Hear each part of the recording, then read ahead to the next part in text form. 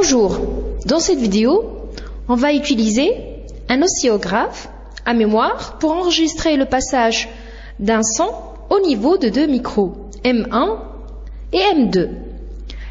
Ces deux micros sont distants de 2,2 mètres.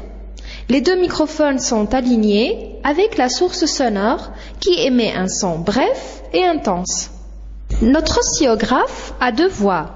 La voix 1 qui est raccordée à M1 et qui nous montre le graphe de l'onde captée par M1 et la voix 2 qui est raccordée à M2 et qui nous montre le graphe de l'onde captée par M2.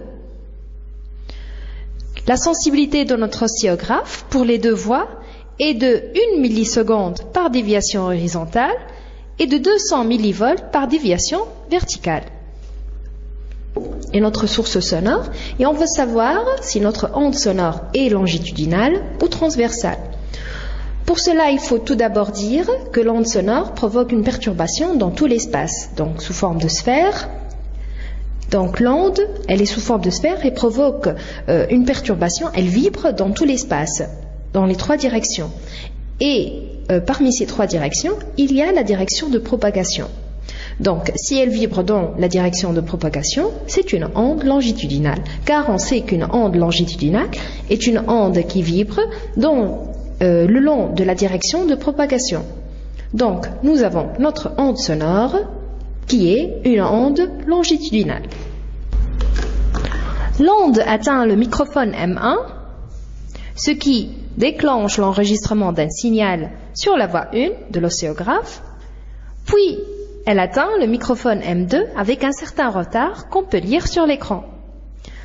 On voit bien sur cet axe horizontal que 1, 2, 3, 4, 5, 6 et demi déviations séparent l'enregistrement des signaux captés par les deux micros M1 et M2. Donc, on va essayer de trouver la valeur de ce retard. Taux est égal à quoi? Est égal à 6,5 déviations. Une déviation correspond à 1 milliseconde, donc fois 1 milliseconde par déviation.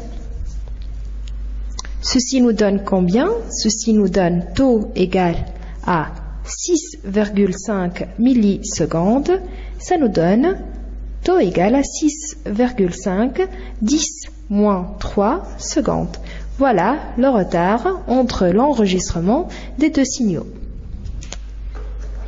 Micro M1 et M2 placés en deux points séparés par la distance D qui est égale à 2,2 mètres. L'onde sonore, elle se propage, parvient à M1, puis à M2 avec un retard qui est égal à taux est égal à 6,5 10 moins 3 secondes. Donc, elle a traversé l'onde sonore, a traversé 2,2 mètres et a mis 6,5 10 moins 3 secondes comme temps. On veut savoir quelle est la vitesse du son. Donc, V va être égal à D sur taux. On fait une application numérique, ça va nous donner V égale à 2,2 divisé par 6,5 10 moins 3. Cela nous donne V est égal à 338,46 mètres secondes moins 1. Voilà la vitesse du son que nous obtenons.